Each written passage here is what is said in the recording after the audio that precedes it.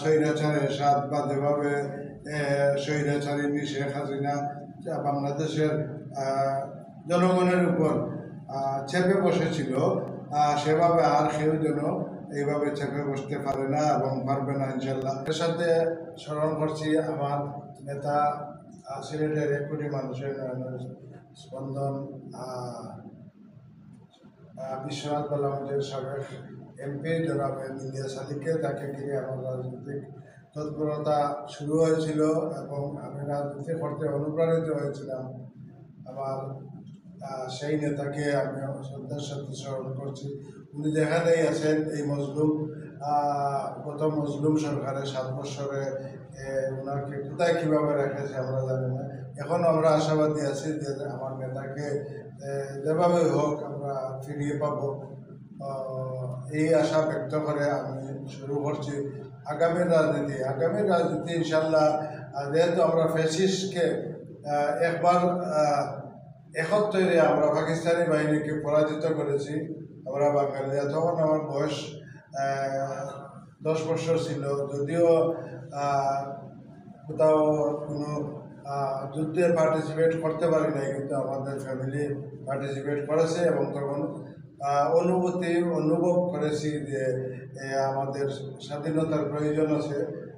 71-এর পরে 75-এ আবারও বাংলাদেশকে আবারও রাহুমুক্ত করতে পেরেছি আমরা। যারা তখন রাহুমুক্ত করেছে অনেকে বলিদান দিয়েছে, তাদেরও অনেক অবদান আছে, তাদেরকেও শ্রদ্ধার সাথে স্মরণ করতে হবে। এরপরে আমরা গত 16 বছর 17 বছর আমরা যে ফ্যাসিস্ট সরকারের সাথে লড়াই করে গত 24 সালের 5 আগস্ট ফ্যাসিস্ট সরকারকে আমরা পরাজিত করতে পেরেছি। এতে যারা প্রত্যক্ষ এবং পরোক্ষভাবে যারা কষ্ট করেছেন, যারা এই লড়াইয়ে শরিক হয়েছেন, তাদেরকে আমি আশা করি এই আগামীর বাংলাদেশে তাদের নাম স্বর্ণাক্ষরে লেখা থাকবে। আর আপনি বলছেন আমাদের 31 দফা দাবি তারেক রহমান প্রদত্ত, জিয়াউর রহমানের দাবিগুলো যেগুলো ছিল ওইগুলাকেই মডার্নাইজ করে তারেক রহমান সাহেব 31 দফা দাবি করেছেন এবং আমাদের মূল আসছে জিয়াউর রহমানের কাছ থেকে। তো আমি শ্রদ্ধার সাথে জিয়াউর রহমানকেও স্মরণ করি। আমার নেতা, আমাদের দলের নেতা ছিলেন, যিনি আমাদের দলকে যিনি জন্ম দিয়েছেন এবং আমার আরও আমাদের দোয়া থাকবে এবং আশা করব আমি আপনাদের বিহারকে বলবো যে আমার নেত্রী বেগম খালেদা জিয়া, যিনি জিয়াউর রহমানের অনুপস্থিতিতে যিনি এই দলকে শক্তভাবে ধরে আমাদের দেশকে যিনি রাহুমুক্ত করেছেন, যিনি বাঁচিয়ে রেখেছেন, এখন পর্যন্ত আমরা বাংলাদেশি হিসাবে গর্ব করতে পারতেছি। একমাত্র বেগম খালেদা জিয়া যদি সেদিন ওনাকে দেশ ছেড়ে দেওয়ার জন্য বিশেষভাবে 111 সরকারের চেষ্টা করেছিল, উনি যান নাই। উনি বলছেন যে আমার বাইরে কোনো ঠিকানা নাই, আমার একমাত্র ঠিকানা বাংলাদেশ। তো আমি আমার নেত্রীকে শ্রদ্ধার সাথে স্মরণ করি এবং আমার নেত্রীর জন্য দোয়া করবেন, আমি এই আশা ব্যক্ত করে 31 দফা হচ্ছে আমার ভারপ্রাপ্ত চেয়ারম্যান জনাব তারেক রহমানের ম্যানিফেস্টো।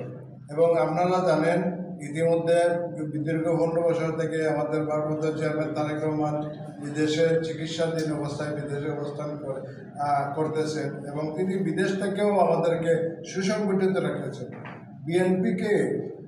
প্রথমত বিএনপিকে তিনি যেভাবে সুসংগঠিত করে রেখেছেন বাইরে থেকেও, সর্বসময় বিএনপির প্রতিষ্ঠা লগ্ন থেকে এখন পর্যন্ত আমি বলবো বিএনপিকে এত শক্তভাবে এত সঠিকভাবে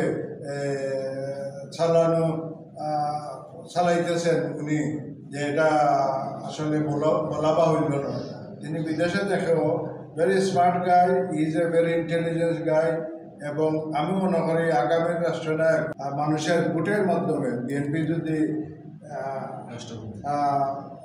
রাষ্ট্র পরিচালনার দায়িত্ব পায়, তাহলে তিনিই হবেন আগামী রাষ্ট্রনায়ক, প্রাইম মিনিস্টার।